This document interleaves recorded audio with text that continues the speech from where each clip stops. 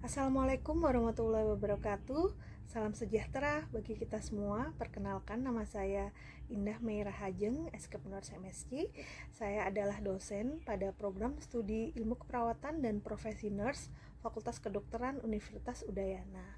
Pada kali ini saya akan melakukan pemaparan terkait mata kuliah manajemen keperawatan. Pemaparan yang saya lakukan kali ini adalah bagian dari unjuk kerja pelaksanaan Tridharma Perguruan Tinggi pada bidang pengajaran. Mata kuliah manajemen keperawatan adalah mata kuliah dengan bobot 4 SKS yang ditempuh oleh mahasiswa pada semester 8. Fokus mata kuliah ini adalah mempelajari cara mengelola sekelompok perawat dengan menggunakan peran dan fungsi manajemen untuk dapat memberikan asuhan keperawatan kepada klien pada tatanan pelayanan keperawatan di tingkat ruang rawat di rumah sakit dan di tingkat keluarga di puskesmas dan masyarakat sesuai standar nasional dan internasional. Aspek penting yang harus menjadi perhatian adalah kemampuan bekerja sama dalam mencapai tujuan organisasi. Capaian pembelajaran lulusan untuk mata kuliah manajemen adalah: 1. Menunjukkan sikap bertanggung jawab atas pekerjaan di bidang keahliannya secara mandiri. Yang kedua adalah memiliki sikap menghormati hak privasi, nilai budaya yang dianut dan martabat klien, menghormati hak klien untuk memilih dan menentukan sendiri asuhan keperawatan dan kesehatan yang diberikan, serta bertanggung jawab atas kerahasiaan dan keamanan informasi tertulis, verbal, elektronik dan diperoleh dalam kapasitas sesuai dengan lingkup tanggung jawabnya. Yang ketiga adalah menguasai konsep dan prinsip manajemen keperawatan secara umum dan dalam pengelolaan asuhan keperawatan kepada klien di berbagai tatanan pelayanan kesehatan. Berikutnya adalah bertanggung jawab atas pekerjaan di bidang profesinya sesuai dengan kode etik profesinya. Bekerja sama dengan profesi lain yang sebidang dan menyelesaikan masalah pekerjaan di bidang profesinya. Dan CPR yang terakhir adalah mampu mengelola sistem pelayanan keperawatan dalam satu unit ruang rawat dalam lingkup tanggung jawabnya. Capaian pembelajaran lulusan tadi lalu diturunkan menjadi capaian pembelajaran mata kuliah. Capaian pembelajaran mata kuliah yang pertama adalah mahasiswa mampu menjelaskan konsep kepemimpinan dan mengkaji pimpinan dalam pengelolaan manajemen asuhan keperawatan. Yang kedua adalah mahasiswa mampu menjelaskan konsep perencanaan manajemen keperawatan di ruang rawat, menyusun plan of action, menyusun standar prosedur operasional, melakukan analisis lingkungan internal dan eksternal, menyusun tujuan jangka panjang, melakukan analisis SWOT, dan merumuskan strategi. Yang ketiga adalah mahasiswa mampu menjelaskan konsep dan mengkaji manajemen konflik dalam pengelolaan manajemen asuhan keperawatan. Yang keempat, mahasiswa mampu menjelaskan konsep dan mengkaji manajemen perubahan dalam pengelolaan manajemen asuhan. Yang kelima, mahasiswa mampu menjelaskan konsep, mengkaji, menyusun rencana strategi, serta mendemonstrasikan model praktik keperawatan profesional dalam pengelolaan manajemen asuhan keperawatan. Yang keenam, mahasiswa mampu menjelaskan tren dan isu manajemen keperawatan di Indonesia maupun internasional, menganalisis jurnal manajemen keperawatan, dan mengkaji program inovasi manajemen keperawatan ruang rawat. Yang ketujuh, mahasiswa mampu berdiskusi dan bekerja dalam satu tim dengan baik untuk merancang dan menganalisis model praktek perawatan profesional ruang rawat. Berikutnya, saya akan jelaskan terkait dengan pendekatan DIA atau Delivery, Interaction, dan Assessment yang kami terapkan pada mata kuliah manajemen keperawatan. Pendekatan yang pertama adalah delivery. Delivery yang kami laksanakan yaitu penyampaian materi yang juga melibatkan interaksi di kelas yang dilaksanakan secara daring maupun luring. Pelaksanaan proses delivery ini ditunjang dengan berbagai macam platform yang meningkatkan efektivitas proses pembelajaran. Platform yang kami gunakan di Universitas Udayana yang pertama adalah Learning Management System yang disebut OASE. Dan platform yang kedua adalah aplikasi Webex yang akan menunjang proses pembelajaran daring secara sinkronis. Dan penyusunan materi atau berbagai bahan ajar yang kita berikan kepada mahasiswa ini mengacu pada CPMK dan juga CPL yang sudah tertuang dalam RPS. Beberapa buku referensi yang kami gunakan untuk menunjang proses pembelajaran diantaranya adalah yang pertama Leadership and Management in Nursing. Berikutnya adalah Exploring Leadership Theories for Advanced Practice Nursing. Ketiga, Practical Leadership in Nursing and Healthcare, dan Manajemen Keperawatan Aplikasi dalam Praktek Keperawatan Profesional. Selain itu, saya dan juga beberapa dosen dari Universitas Erlangga, Universitas Pembangunan Nasional Veteran Jakarta, dan Universitas Samratulangi yang kami adalah dosen dengan bidang peminatan manajemen di Indonesia, menyusun buku ajar dengan judul Aplikasi Kepemimpinan dan Manajemen Keperawatan. Buku tersebut merupakan buku terbitan Salemba Medica.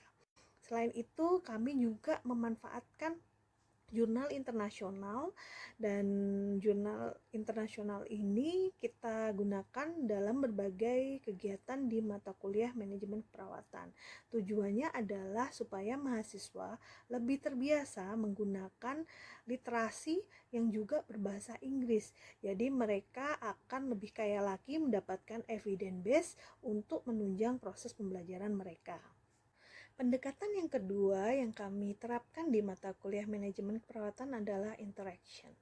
Pendekatan interaction ini diterjemahkan dalam berbagai jenis kegiatan. Jadi, jenis kegiatan besar yang pertama adalah small group discussion. Small group discussion ini yaitu mahasiswa akan berinteraksi antar individu dalam kelompok kecil. Kelompoknya terdiri dari 8-10 mahasiswa, di mana dalam kegiatan small group discussion ini mahasiswa akan berdiskusi yang distimulus oleh learning task yang sudah disusun oleh tim pengembang di mata kuliah manajemen keperawatan. Jenis small group discussion ini sendiri masih dibagi menjadi 3 tipe yang kami terapkan di mata kuliah ini. Yang tipe pertama adalah jenis small group discussion dengan dampingan 100% oleh dosen fasilitator, sehingga proses diskusi yang dilakukan oleh mahasiswa akan diobservasi dan diasesmen oleh dosen fasilitator selama prosesnya. Tipe yang berikutnya adalah small group discussion tapi dengan pendekatan self-directed learning, di mana diskusi yang dilakukan oleh mahasiswa dilakukan secara mandiri. Jadi mahasiswa tetap mendapatkan stimulus learning task, akan tetapi diskusi dilakukan secara mandiri dan dosen fasilitator bertugas sebagai pembimbing. Jadi saat self-directed learning, mahasiswa akan membuat student project. Dalam penyusunan student project itu, mahasiswa melakukan bimbingan, jadi dosen tidak mendampingi 100%. Tipe yang ketiga adalah problem-based learning dan discovery learning. Karena mata kuliah manajemen keperawatan ini juga melibatkan keterampilan manajemen keperawatan, maka pada kegiatan problem-based learning dan discovery learning ini akan ada kegiatan dengan base laboratorium dan juga ditunjang oleh kami, didukung oleh lahan praktik di mana kami memiliki Rumah Sakit Universitas Udayana. Nah, jenis kegiatan interaksi yang tipe atau jenis yang kedua adalah pleno. Jadi pada pleno ini bedanya dengan small group discussion, interaksi yang dilakukan oleh mahasiswa itu pada kelas besar. Jadi hasil diskusi yang mereka sebelumnya laksanakan di small group discussion pada kegiatan sebelumnya akan dipresentasikan dalam kelas besar dalam bentuk kegiatan yang kami sebut pleno. Pada kegiatan pleno ini, mahasiswa akan diberikan kesempatan untuk melaksanakan presentasi. Akan tetapi karena jumlah dalam satu kelas itu terdiri dari 8 kelompok, maka tidak semua mahasiswa saat itu presentasi pada hari tersebut. Akan tetapi karena supaya mahasiswa itu memiliki kesempatan yang sama untuk melaksanakan presentasi, maka dilakukan pengacakan, sehingga setiap kelompok mempunyai kesempatan yang sama untuk melakukan presentasi. Setelah presentasi, mahasiswa melaksanakan diskusi plenary atau plenary discussion. Dalam plenary discussion ini, mahasiswa diberikan kesempatan untuk berinteraksi tidak hanya antar individu dalam kelompok kecil, akan tetapi mereka juga akan melakukan interaksi antar kelompok. Jadi interaksinya tidak hanya interpersonal dalam satu kelompok kecil, tapi juga intergrup atau diskusi antar grup. Jadi setiap grup akan melakukan interaksi. Mereka akan saling bertanya maupun menjawab dan melakukan diskusi. Dalam kegiatan pleno ini, mahasiswa akan didampingi oleh dosen pendamping pleno. Dosen pendamping pleno ini adalah dosen penanggung jawab pada topik materi yang diplenokan. Dosen akan melakukan observasi dan juga asesmen pada kegiatan pleno yang berlangsung di kelas tersebut. Pendekatan proses pembelajaran yang ketiga adalah asesmen. Proses asesmen ini meliputi evaluasi dan penilaian yang dilakukan kepada mahasiswa mencakup formative assessment dan summative assessment. Komponen evaluasi berikut juga proporsinya itu sudah tercakup pada buku panduan mata kuliah yang pada buku tersebut dilengkapi dengan mulai EPS, jadwal, dan juga ada terkait dengan komponen asesmen. Buku ini akan diupload pada LMS yang disebut dengan Oase yang saat diunggah di sana dan mahasiswa bisa mengakses untuk mendownload atau mengunduh buku tersebut sehingga transparan, mahasiswa mengetahui apa saja yang akan diakses pada mereka. Selain secara passively di-upload atau diunggah di LMS Unut yang disebut dengan Oase, dosen koordinator mata kuliah juga akan memberikan penjelasan di awal mata kuliah terkait dengan kegiatan mata kuliah berikut dengan juga komponen penilaian yang akan dilalui oleh mahasiswa, sehingga mahasiswa juga ada kesempatan untuk bertanya dan melakukan klarifikasi kepada dosen penanggung jawab. Komponen asesmen yang dilakukan pada mata kuliah manajemen keperawatan terdiri dari 2 formative assessment dan juga summative assessment. Formative assessment itu terdiri dari pertama adalah nilai atau evaluasi asesmen dari kegiatan small group discussion. Bobotnya adalah 15%.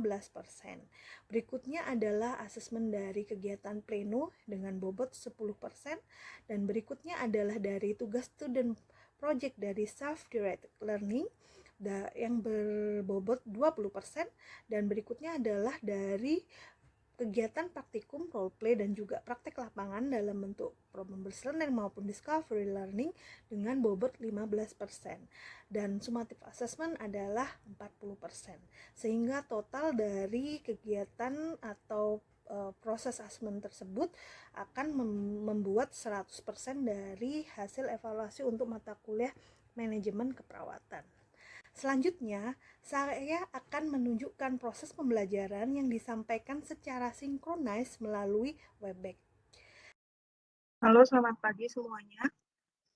Saya mulai, mohon ada yang mengkonfirmasi apakah suara saya bisa didengarkan dan apakah slide-nya sudah muncul di tampilan kalian ya. Selamat siang, Nar. Suara sudah terdengar, slide sudah muncul. Terima kasih. Oke, terima kasih. Semala sudah mengkonfirmasi. Baik, kita mulai ya. Untuk pertemuan kali ini, kita akan belajar tentang secara spesifik yaitu topik tentang kepemimpinan. Dan untuk pertama adalah terkait dengan apa itu kepemimpinan. Bagian utama dari kepemimpinan yang pertama adalah influence atau dia memberikan pengaruh itu, intention, memberikan tunjuk harapan tertentu, terus memberikan personal responsibility, jadi tanggung jawab personal dari pimpinannya dan dari masing-masing yang di drop down atau dijelaskan dalam lebih mendetail pada job description ya. Terus memberikan perubahan, melaksanakan perubahan, dan juga menginisiasi perubahan yang terkait dengan perubahan yang sebelumnya juga kita sudah pelajari terkait dengan perubahan ya. Lalu share purpose, jadi harapan dan tujuan itu disampaikan bersama, jadi memiliki setiap dari anggota organisasi itu dapat memiliki tujuan atau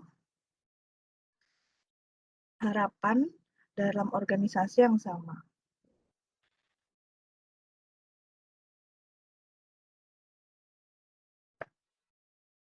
Nah, gaya kepemimpinan ini ada beberapa, nanti saya sebutkan dari beberapa teori ya. Jadi ada gaya kepemimpinan yang supaya kalian nanti kalau seandainya membahas itu cukup familiar dengan berbagai macam gaya kepemimpinan.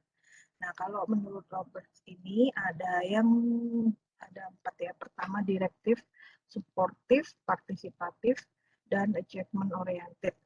Nah, direktif ini dari kata-katanya direktif, direksi atau memberikan petunjuk. Jadi dia dominannya adalah top to down gitu ya. Jadi tipikalnya adalah memberikan gaya kepemimpinan yang dia banyak memberikan arahan petunjuk kepada anggotanya. Jadi dominan top down-nya. Terus suportif, dia memberikan pendekatan dan support atau dukungan kepada anggotanya.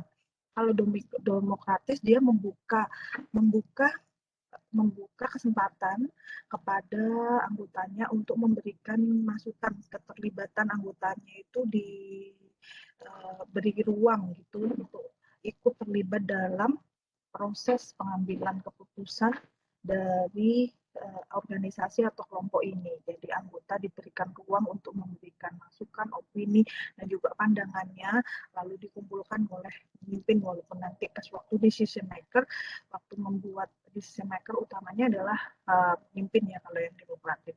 Nah, kalau autokrat ini setipe dengan gaya kepemimpinan yang otoriter, cuman dari literatur yang di Sigeljen, Corwis, dan Dennis ini, dia menyebutnya dengan istilah autokrat, di mana power dari seorang pemimpin itu atau power dari pemimpin itu lebih kuat gitu ya, sangat kuat.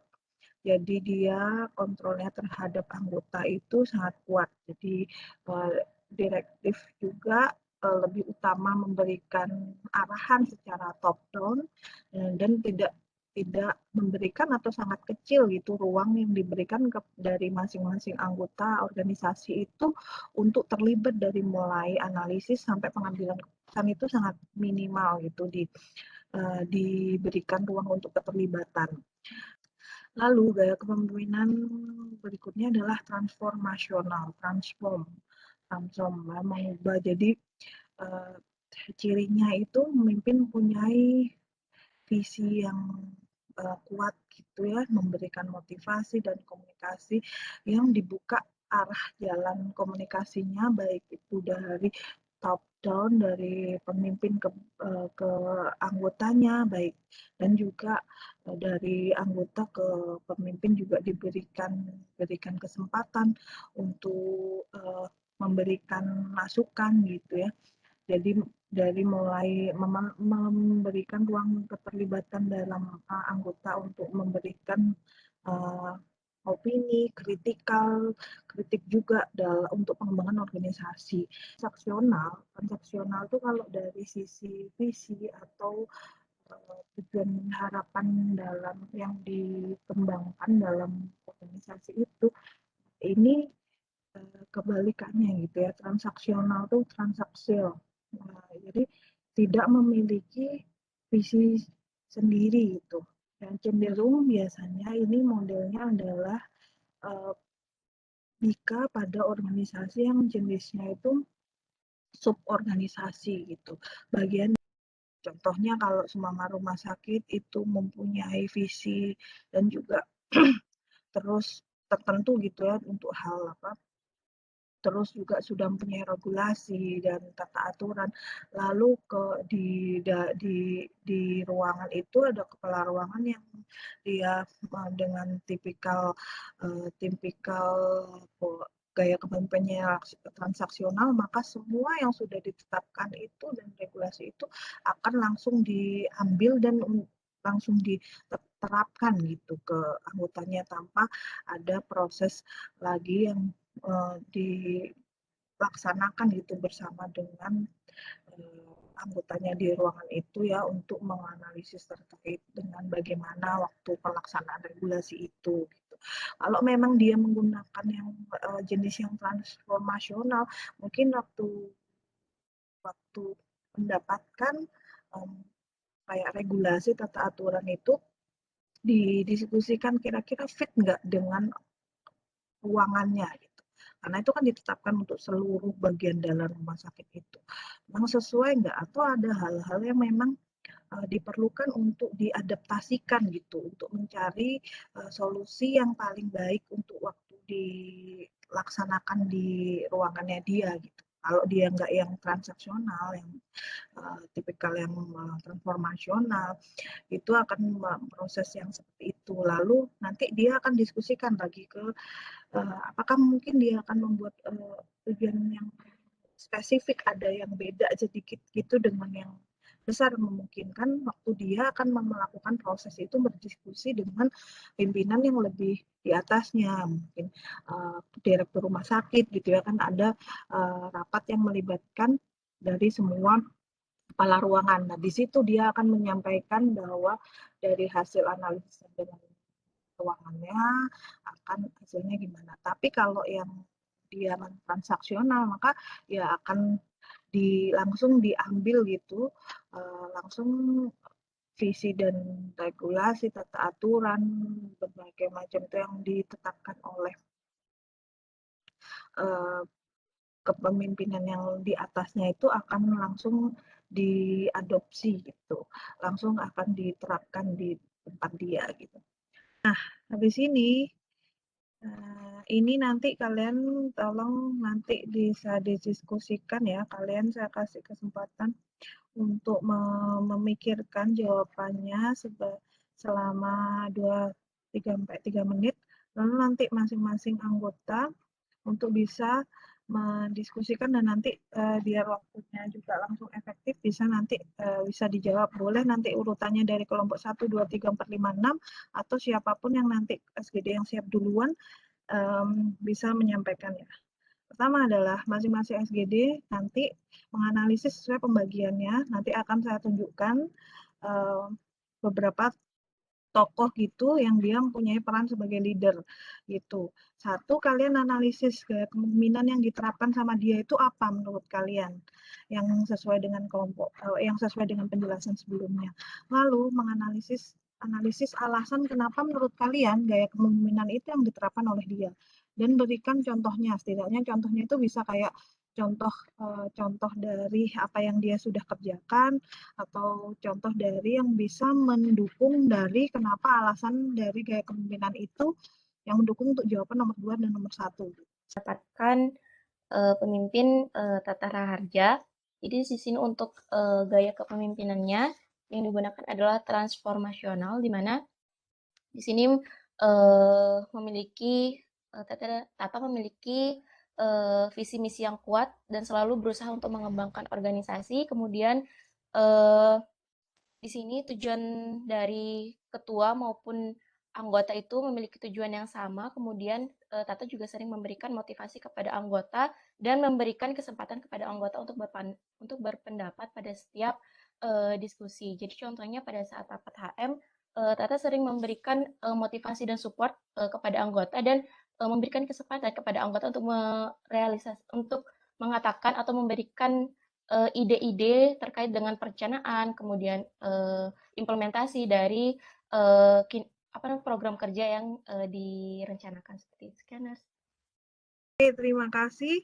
Pertama, kasih aplaus dulu untuk semua kelompok ya, sudah memberikan analisisnya ya tadi dari kelompok 1 ya, kelompok 1. Kelompok 1 tadi bilang ada menggunakan gaya kepemimpinan yang memang tidak satu, benar ya, karena seorang pemimpin kadang bisa menggunakan gaya kepemimpinan yang lebih dari satu gitu, tergantung dari waktu saat itu yang mana yang diperlukan. Cuman satu yang tadi kalau cirinya yang tadi dia kadang menggunakan partisipatif, kadang dia menggunakan demokratif, terus dia juga yang karena dia juga mempunyai karakter yang juga kuat gitu, karismatik dan memberikan empower kepada anggotanya, berarti jenis kepemimpinannya adalah autentik ya. Jadi selain partisipatif, demokratif, sama autentik. Oke, terima kasih atas partisipasinya hari ini pada kelas. Untuk yang perkuliahan kali ini, tadi sudah dibahas tentang manajemen kepemimpinan dan dengan dari beberapa subtopik bahasan terkait dengan kepemimpinan, dan juga sudah ada aktivitas kelas yang bisa menggambarkan sedikit briefly terkait apa yang sudah kalian coba pelajari hari ini. Saya akhiri kelas hari ini. Sekali lagi, terima kasih dan salam sehat. Selamat siang semuanya. Saya end meetingnya ya. Selamat siang, Nars. Terima kasih, Nar. Selamat siang.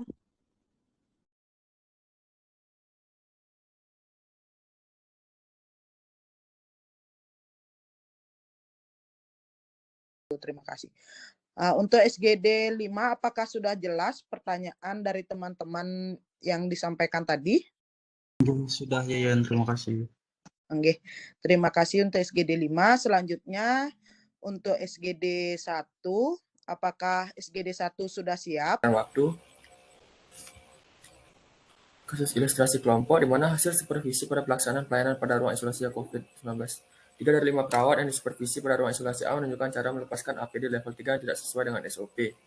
Dan hasil survei pengetahuan bahwa 30% perawat dalam kategori kurang dan 20% dalam kategori cukup. Kepemimpinan yang dapat dilakukan yaitu gaya kepemimpinan transformasional, di mana kepemimpinan transformasional ini adalah perilaku mempengaruhi individu atau kelompok untuk mencapai tujuan tertentu dengan menekankan sikap karismatik, memperhatikan individu, memberikan inspirasi dan stimulus intelektual. Lalu untuk jurnal kedua terkait dengan kepemimpinan, kami menemukan jurnal berjudul Critical Care Leadership During the COVID-19 Pandemic, di mana ditulis oleh Margaret dan kawan-kawan tahun 2022, di mana pada penelitian ini dilakukan untuk menjelaskan bagaimana 3 kualitas penting yang harus dimiliki oleh pemimpin di saat-saat krisis pandemi COVID-19, di mana 3 hal penting itu meliputi kehadiran, transparansi, dan juga empati. Mungkin sekian presentasi yang dapat kami sampaikan dari kelompok SGD 1. Saya kembalikan kepada Yayan selaku moderator. Terima kasih. Oke, ada pertanyaan dari Yasni dan Gede. Jadi saya ingin bacakan sedikit. Izin bertanya terkait jurnal manajemen perubahan. Berdasarkan topik jurnal dan hasil penelitian dari jurnal tersebut, termasuk ke tahap apa hasil penelitian jurnal tersebut pada tahapan manajemen perubahan? Mungkin bisa dijelaskan, terima kasih. Itu pertanyaan dari Yasni untuk SGD 4. Selanjutnya, saya lanjutkan saja untuk SGD 4. Apakah dari teman-teman SGD 4 sudah mempersiapkan jawaban? Pertanyaan dari SGD 4, izin menjawab untuk pertanyaan dari Yasni. Hasil penelitian pada jurnal ini didapatkan bahwa tingkat kesalahan menurun dari 0,03% pada 2008 sampai 2010 menjadi 0,002% pada tahun 2016. Sehingga menurut kelompok, jurnal tersebut masuk ke dalam kategori tahap pembekuan kembali dalam tahapan manajemen kepesertaan, di mana pada tahap pembekuan kembali ini fokus dari tahap ini yaitu untuk mempertahankan solusi ataupun intervensi dalam perubahan yang telah diterapkan agar dapat berjalan secara berkelanjutan sehingga nantinya tidak terjadi kemunduran ataupun timbulnya permasalahan sebelumnya. Selain itu, tahapan pembukaan kembali ini juga diartikan sebagai proses mempertahankan intervensi yang sudah dijalani melalui monitoring dan evaluasi terhadap perubahan yang telah terjadi, sehingga sejalan dengan jurnal yang kelompok angkat dari hasil penelitian tersebut bahwa bertujuan untuk mengevaluasi ataupun monitoring dan menilai keefektifan sistem manajemen transfusi berbasis kode batang atau BCTM terhadap kesalahan pelaksanaan transfusi darah dalam manajemen rumah sakit. Sehingga dapat kami simpulkan bahwa hasil penelitian tersebut masuk ke kategori tahap pembukaan kembali. Mungkin sekian Yasni dari teman-teman, apabila ada tambahan dipersilakan. Strategi perubahan untuk rasional empirik tidak cukup ya. Karena kalau rasional empirik penekanannya adalah untuk meningkatkan pengetahuan dari anggotanya. Artinya saat anggotanya itu pengetahuannya meningkat, diharapkan dia semua tidak ada masalah lagi untuk akhirnya bisa berubah ke sistem yang baru.